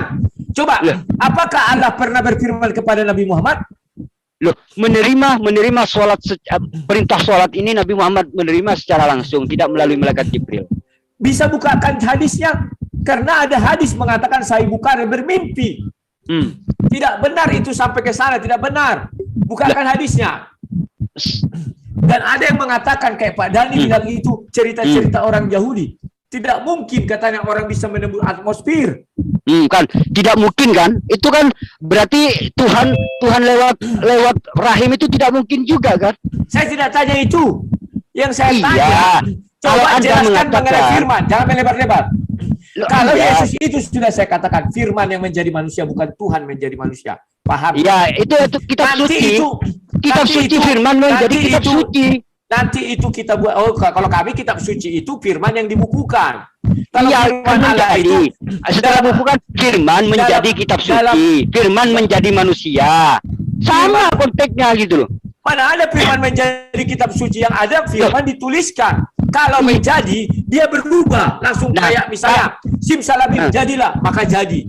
Beda, nggak bisa Loh, Bapak tidak ya mengerti. sama aja. Mana ada Tidak, firman jadi tidak. manusia, itu dilahirkan, Yesus. sama aja Firman dilahirkan. menjadi manusia ada Yesus. Nah, Dilahirkan kan? Sama memang dengan kita kan? Memang dilahirkan sama dengan kita. Ini Apa sama yang dengan beda? dilahirkan. Ya posisinya sama. Alkitab ditulis juga gitu loh kitab ini. Sama gitu loh. Itu bukan firman menjadi Alkitab. Nggak ada itu. Tetapi firman yang dituliskan itu namanya Alkitab. Iya, orang Firman menjadi cerdas. manusia. Orang itu kan Makanya, penjabarannya. sebentar. Makanya Bapak tidak mengerti kalimat menjadi, Bapak tidak mengerti arti firman. Jelaskan kepada kami apa firman Allah. Silakan. Ketika di Sidratul Muntaha, Nabi Muhammad mendapat perintah mengenai sholat itu. Buktikan apa yang terjadi di sana. Apakah Allah bersuara? Apakah Allah memberi pikirannya atau pengetahuan atau apa? Silakan. Sebenarnya begini ya, kalau saya bahas di dalam kitab Kejadian pasal 1 Saya itu. tanya kejadian. Yang saya tanya, ketika Nabi Muhammad di Sidratul Muntaha, itu Allah memberikan perintah sholat. Coba jelaskan perintah itu berupa apa? Apakah berupa tulisan? Apakah berupa suara? Atau berupa apa? Silakan. Perintah ini adalah menerima perintah langsung dari Allah Subhanahu wa taala, yaitu berupa pengetahuan, karena Allah menaruh firman di dalam hatinya Nabi Muhammad sallallahu alaihi wasallam gitu loh. Ya, berarti Bapak mau mengatakan Allah itu bisu. Loh, tidak, bukan begitu, berfirman, tetapi Ya, suaranya berfirman itu bagaimana? Makanya jelaskan apakah begini bisu, ya, ketika apakah bersuara, begini, saya apakah jelaskan. langsung dimasukkan saja? Begini, ketika orang cerdas itu, misalkan orang itu akan mengukur kemampuan orang yang lawannya gitu. Sesuai, misalkan saya menghadapi anak TK, maka bahasa saya ini sesuai dengan kemampuan anak TK gitu loh. Tidak bisa menggunakan bahasa saya yang dewasa kan gitu. Ya, berarti Saya menggunakan bahasa. mengukur kemampuan Sekarang yang saya hadapi. tanya, Allah itu menurunkan firman kepada Nabi Muhammad ketika di Sidratul Muntaha. Apakah berupa suara? Apakah berupa tulisan? Apakah berupa pikiran di dalam diri Nabi? Ataukah berupa perasaan atau kata hati di dalam hati Nabi? Yang begini ya, firman itu tidak berupa tulisan, juga tidak berupa suara, juga tidak berbentuk kalimat. Itu firman. Berarti pertama. Bapak keliru, firman itu nggak ngerti Bapak. Loh, memangnya firman itu daging menurut Anda? Tidak. Firman Daging itu, seperti Yesus gitu? kalau firman itu adalah kalam. Kalam itu apa? Ya Kak, Yesus kok daging? Katanya firman. Firman menjadi manusia. Itu Berarti bedakan. Bapak gak punya firman lagi dong? Siapa bilang? Contoh. Loh, kan sudah menjadi. Contoh. Contoh Saya silakan. sekarang menjadi sang debaters. Apakah saya kehabisan suara? Tidak. Saya masih bisa menelepon kok. Berarti kan suara kamu masih ada. Berarti tidak menjadi apa-apa. Oke, dah habis. Oke. Terima kasih. Closing dari saya, pertama saya ucapkan terima kasih kepada ESDN ini yang sudah berkali-kali mengundang saya ke sini. Terima kasih kepada Pak Hasan. Terima kasih kepada moderator. Terima kasih kepada semualah yang ada di room ini ya kawan-kawan ya. Dan itu memang harus saya ucapkan. Kemudian mengenai materi yang malam ini memang sangat menarik. Tapi lagi-lagi saya sebenarnya ingin menggali bagaimana sih sudut pandang kawan-kawan muslim itu dari Al-Quran itu sendiri. Tetapi kenapa selalu lari-lari ke Bible, ini yang sering membuat saya agak miris. Maunya seperti saya menjawab tidak pernah lari ke Al-Quran, tetapi saya jawab dari Bible. Itu menandakan bahwa kitab suci kami mampu menjawab pertanyaan apapun dari dunia. Nah, Pak Hasan memberi beberapa kriteria yang bukan dikatakan Tuhan. Yang pertama, bahwa Tuhan itu tidak bisa berubah abadi. Ternyata faktanya bahwa Tuhan yang disembah Pak Hasan pun mengalami perubahan nama dan perubahan bahasa yang disampaikan dan perubahan kitab-kitab. Kitabnya 4 kali berubah. Artinya tidak ada kesempurnaan di dalam kitab itu ya. Kalau yang kitab sempurna itu sekali turun jadi semuanya. Kemudian Pak Hasan mengatakan bahwa Tuhan yang disembah itu adalah maha hadir. Sedangkan menurut Pak Hasan, Allah itu tidak bisa kemana-mana, hanya bisa memberi jenis pikiran atau kecerdasan atau pengetahuan. Itu namanya bukan maha hadir. Kalau maha hadir itu, Allah itu bisa kemana saja, di ruang mana saja, suka-suka hati dia, mau pergi kemana saja. Justru kalau dia diam di satu tempat, artinya dia itu tidak bisa kemana-mana. Ya. Terus dia bilang bahwa Allah itu tidak memiliki tempat. Faktanya bahwa di dalam ajaran Islam Allah itu berdiam di arasi. Dan kalau bila dalam bahasa Arabnya Arasia adalah makhluk tertinggi ya, berupa singgasana seperti kubah yang memiliki tiang-tiang yang dipikul katanya kan. Maka ada ayatnya di Taha 20 ayat 5 itu bahwa itu dipikul oleh 8 malaikat, pertama 4 habis itu 8 ya. Nah, kemudian dia juga mengatakan bahwa tidaklah disebut Tuhan kalau tidak mengaku sebagai Tuhan. Maka saya katakan di dalam kekristenan Yesus mengaku Tuhan, banyak ayat dia mengaku Tuhan. Mulai dari Yohanes 10 ayat 30, Yohanes 13 ayat 13, bahkan murid-muridnya juga mengatakan dia adalah Tuhan, Thomas mengatakan dia adalah Tuhan, dan Yesus tidak pernah membantahnya bahwa dia adalah Tuhan. Kemudian Pak, apa ini membahas dari segi bahasa Arab? Maaf, bahwa Alkitab itu pertama sekali ditulis bukan dalam bahasa Arab. Halo, jangan dulu bicara. Dan kalau Injil itu ditulis itu memang dalam yang pertama sekali itu memang dalam bahasa Yunani, itu tidak bisa dipungkiri. Dan dalam bahasa Ibrani pun tetap dikatakan di situ Yohanes 20 ayat 28 itu theos, dan Yesus tidak pernah membantah hal itu. Dan kemudian bahwa mengenai Yesus adalah firman Allah yang menjadi manusia, itu bahasan lain. Ya nanti itu kita bahas tersendiri, karena untuk membahas itu saya memang harus memberi percontohan-percontohan. Ketika Yesus mengatakan aku dan Bapa satu, orang banyak bingung menerjemahkan ini, apalagi Yohanes 1:1. Pada mulanya ada firman, firman bersama-sama dengan Bapa, maka firman adalah Bapa. Orang sering mengambil contoh yang berbeda. Contoh tadi Pak Hasan bilang, pada mulanya adalah Hasan bersama-sama dengan Rudi. Dia tidak mengerti bahwa Hasan dan Rudi itu dua orang yang berbeda. Kalau yang dimaksud di sini adalah yang sama. Contoh, saya mengirim digital saya ke hadapan kalian semua, itu adalah namanya Sang Debater, saya buat. Dan saya sendiri yang asli namanya Rudi Yohanes. Pada bulannya adalah Sang Debater bersama-sama dengan Rudi Yohanes, maka Sang Debater adalah Rudi Yohanes. Dan itu banyak pengejauhan tahannya ketika contoh kita bertelepon. Yang kalian dengar adalah suara saya, dan kalian mengatakan, ya Rudi, ya Rudi, ya Rudi. Padahal yang kalian dengar suara, atau kalau di dalam ketuhanan, itu adalah firman itu sendiri. Nah, kemudian, kalau kita katakan bahwa kalamullah atau kalimatullah ya atau firman Allah itu sudah diterjemahkan menurut Kamus Besar Bahasa Indonesia, itu firman itu adalah kata atau perintah Tuhan atau sabda. Berfirman itu berkata-kata, bersabda atau memerintahkan.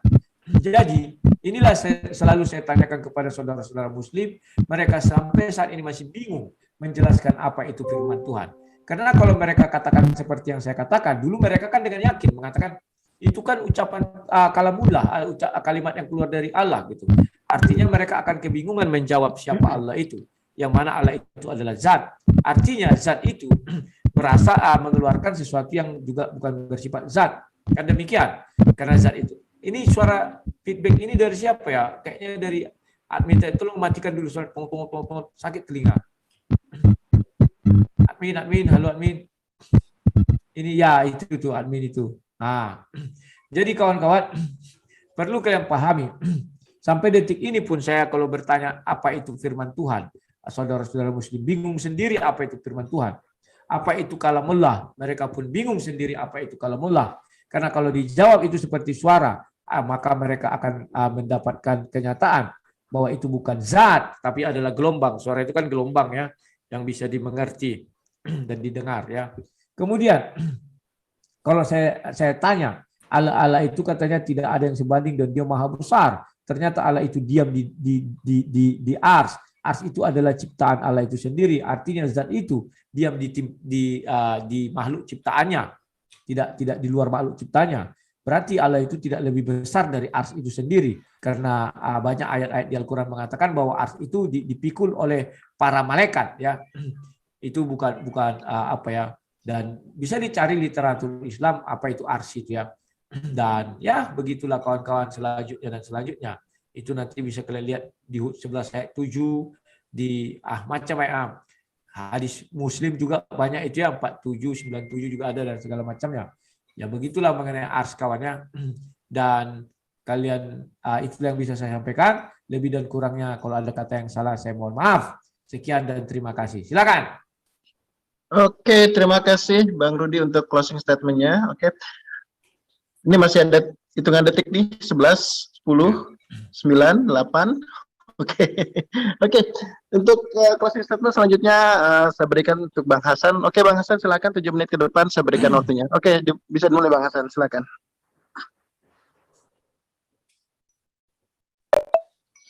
Ya, terima kasih. Seperti yang saya bilang tadi, landasan penting dalam ajaran adalah akidahnya.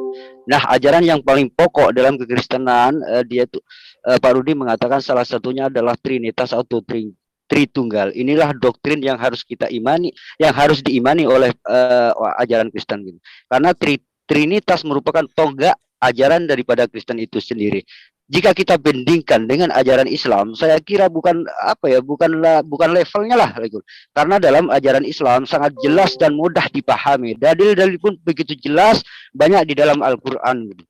Beda dengan ajaran ajaran Trinitas yang sulit sekali untuk dipahami gitu. Di dalam Al-Qur'an apa membantah Trinitas? Trinitas menurut Al-Qur'an dianggap adalah sebuah kesyirikan gitu. Karena mencampur adukkan antara Tuhan dan manusia. Salah satu gambaran dalam Al-Qur'an dikatakan wala taqulu salasa intahu khairul lakum innamallahu ilahu wahid subhanahu ayakun lahu walad gitu.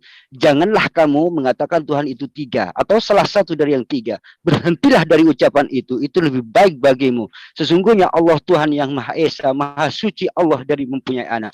Juga di dalam Al-Qur'an, bahkan di dalam Al-Qur'an begitu tegas menyatakan kekafiran orang-orang yang mempunyai konsep Trinitas tersebut gitu. Di dalam Al-Qur'an, dalam surat Al-Maidah ayat yang ke-73 dikatakan laqad kafaral ladzina qalu innallaha thalithu tsalatsa wa ma min ilahin illa ilahu wahid wa illam yantahu amma yaquluna la yamassannal ladzina kafaru minhum adzabun alim. Sesungguhnya kafirlah orang-orang yang mengatakan bahwa Allah salah satu dari yang tiga. Padahal sekali-kali tidak ada Tuhan selain daripada Tuhan yang Esa. Jika mereka tidak berhenti dari yang mereka katakan, pasti orang-orang kafir di antara mereka akan ditimpa siksa yang pedih. Nah, sesungguhnya telah kafirlah orang-orang. Juga di dalam Al-Maidah ayat yang ke-17 dijelaskan laqad kafaral ladzina qalu innallahu wal masih ibnu Maryam.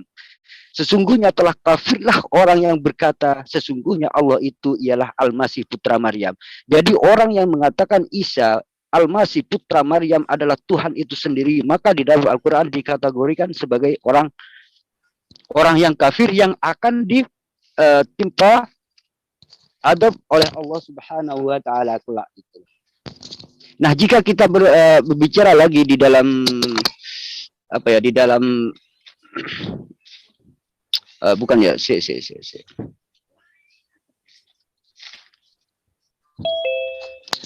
ajaran Nabi Musa, juga di dalam ajaran Nabi Isa, dan juga di dalam ajaran Nabi Muhammad Shallallahu Alaihi Wasallam, ini sebenarnya serumpun atau sama-sama mengajarkan tentang keesaan Allah Subhanahu Wa Taala.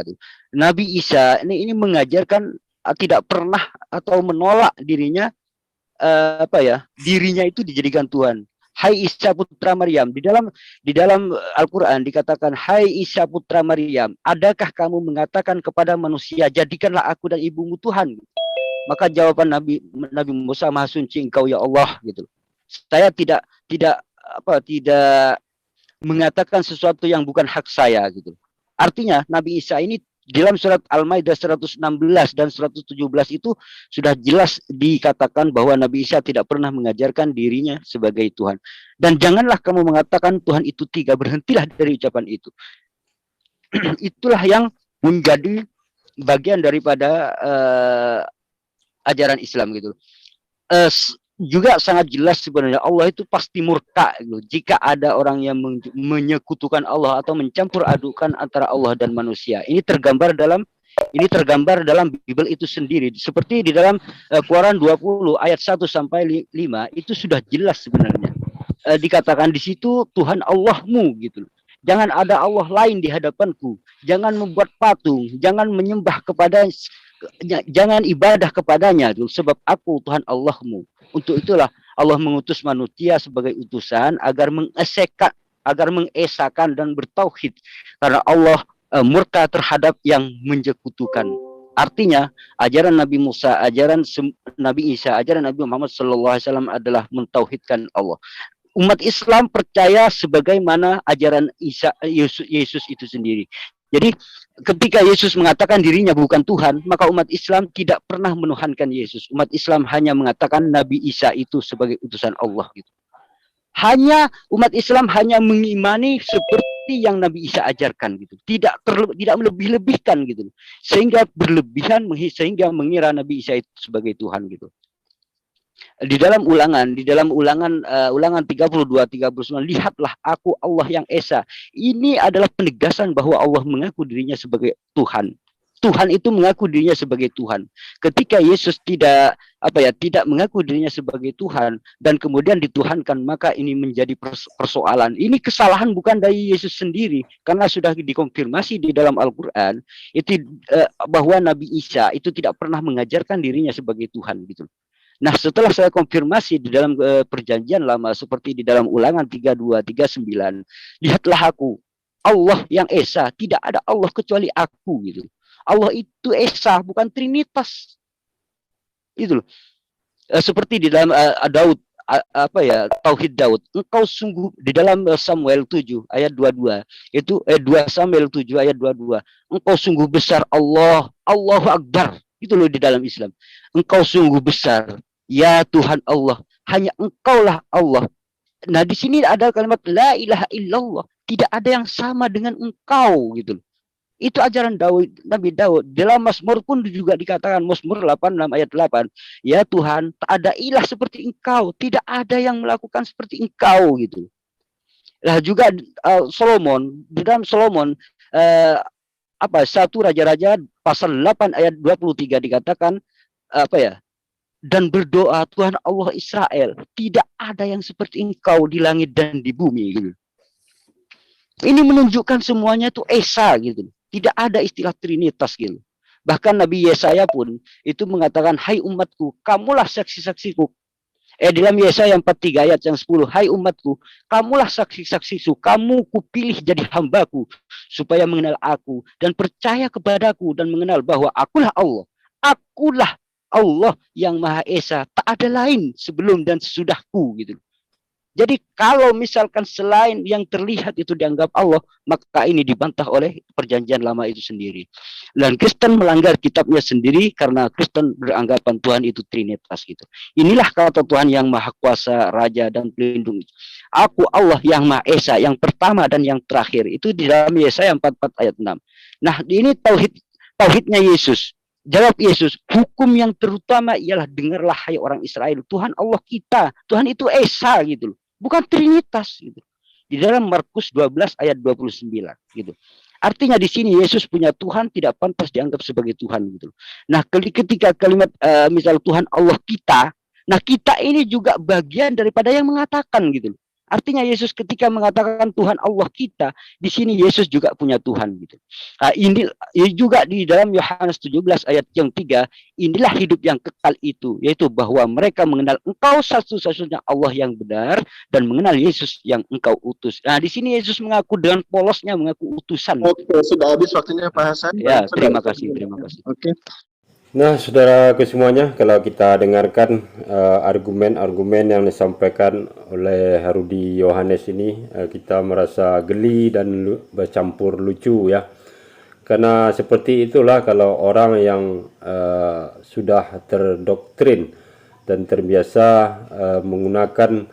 mengandalkan tekstual ya, tanpa menggunakan rasa, karena untuk memahami, mengerti dengan Tuhan itu sendiri dibutuhkan rasa ya, dan tentunya akan bisa membedakan mana yang terikat dengan ruang dan waktu yang membutuhkan sebab akibat.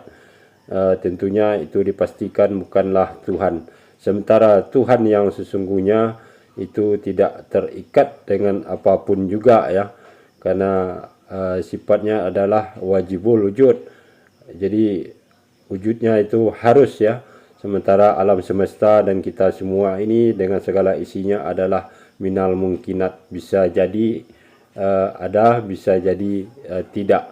Nah, dari situ saja kalau orang yang berpikir tentu mustahil yang mungkin untuk membuktikan sesuatu yang harus, sesuatu yang pasti.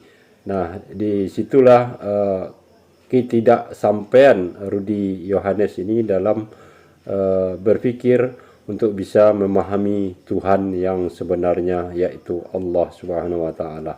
Nah, demikianlah saudaraku semuanya, mudah-mudahan video ini ada hikmahnya, dan terima kasih atas perhatiannya. Assalamualaikum warahmatullahi wabarakatuh.